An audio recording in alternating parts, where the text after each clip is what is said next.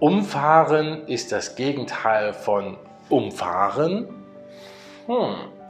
Wer hat sich das denn schon wieder ausgedacht? Was es damit auf sich hat, das erkläre ich euch heute. Und damit herzlich willkommen zu einem neuen Video von Honeybee German. Wie ihr vielleicht schon hören könnt, bin ich ein bisschen erkältet. Aber das macht nichts und ich hoffe, euch geht es gut. Wer kennt das Problem mit den trennbaren und nicht trennbaren Verben nicht? Nehmen wir zum Beispiel die Verben kommen, gehen oder fahren, dann können wir davor ganz viele verschiedene Vorsilben setzen. Zum Beispiel vor, hinter, nach, runter, hoch, heim, rein, raus und so weiter. Ja, und das kommt immer wieder zu Problemen. Deswegen schauen wir uns heute einmal das Verb fahren an. Wenn euch das interessiert, dann schreibt es mal unten in die Kommentare, dann können wir uns auch noch andere Wortstämme anschauen, wie zum Beispiel gehen, kommen, laufen und so weiter. Insgesamt könnten wir über 50 verschiedene Wörter mit fahren machen, aber die meisten brauchen wir nicht. Ja? Deswegen schauen wir uns heute nur die wichtigsten an. Und wir beginnen mit der Vorsilbe ab, also abfahren. Das hat drei Bedeutungen. Bedeutung 1, von etwas wegfahren. Zum Beispiel, der Zug fährt heute 10 Minuten später ab. Bedeutung Nummer 2, das bedeutet etwas verlassen, zum Beispiel die Autobahn. Ja, also in einem Kilometer müssen wir von der Autobahn abfahren, ja, die Autobahn verlassen. Und die dritte Bedeutung heißt für etwas ein großes Interesse haben. Ja, zum Beispiel Martin fährt voll auf Autos ab. Die nächste Vorsilbe heißt auf, also auffahren. Auffahren hat auch zwei Bedeutungen. Bedeutung Nummer 1 heißt auf etwas drauf, ja, auf etwas darauf. Also hier können wir sagen, wir fahren auf die Autobahn auf. Ja, also hier haben wir das Gegenteil von abfahren. Auf die Autobahn auffahren und von der Autobahn abfahren. Ganz einfach, oder? Und die zweite Bedeutung heißt bei einem Unfall machen. Ja, also hier haben wir ein Auto und das andere Auto von hier und es fährt auf das andere Auto auf. Ja, ein Beispiel dazu. Er hat das Ende des Staus nicht gesehen und ist einem anderen Auto aufgefahren. Zwei andere Wörter, die auch das Gegenteil voneinander sind, sind einmal hinfahren und zurückfahren. Ja, also hin und zurück. Ja, wir können also sagen, am Wochenende besuche ich meine Oma. Wir fahren mit dem Zug hin. Aber wir fahren mit dem Bus wieder zurück. Ja, also hin und zurück. Aber bedeutet zurück nicht auch her? Nein, also hier können wir nicht hin und her sagen. Denn wenn wir sagen hin und her fahren, dann heißt das randomly drive around. Ja, also ohne ein Ziel. Und das hat eine andere Bedeutung. Wie auch immer, können wir aber sagen, wie seid ihr denn hergefahren? Ja, also mit welchem Fahrzeug seid ihr gefahren? Oder welche Straße habt ihr genommen? So, jetzt kommen wir endlich zu umfahren und umfahren. Diese beiden sind Gegenteile. Ja? Das merken wir daran, denn das eine heißt umfahren, ist also ein trennbares Verb, und das andere heißt umfahren. Ja? Deswegen ist es ein nicht trennbares Verb. Umfahren und umfahren.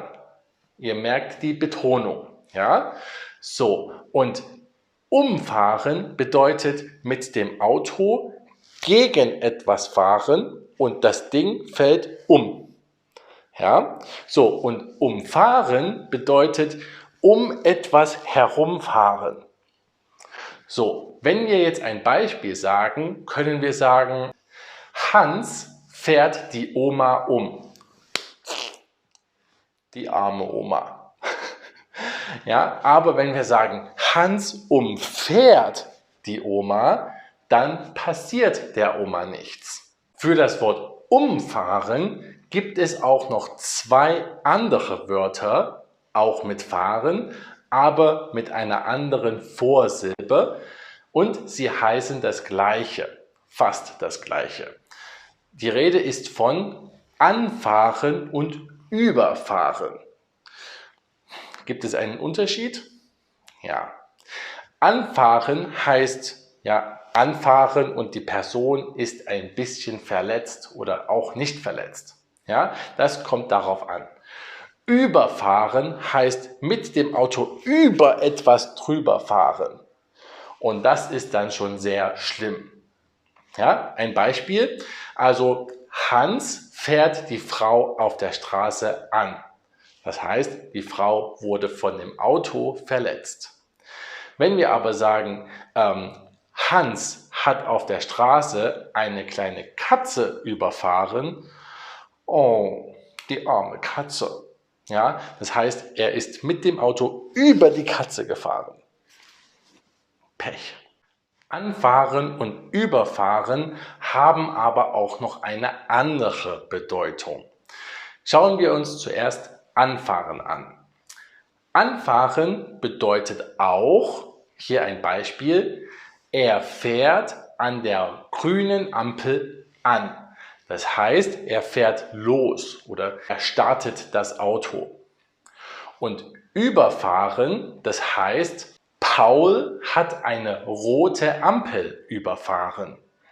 Das heißt, er ist bei Rot über die Ampel gefahren.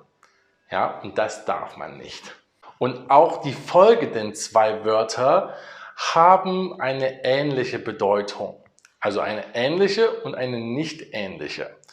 Wir fangen mit wegfahren an. Ja, wegfahren bedeutet von diesem Ort weg.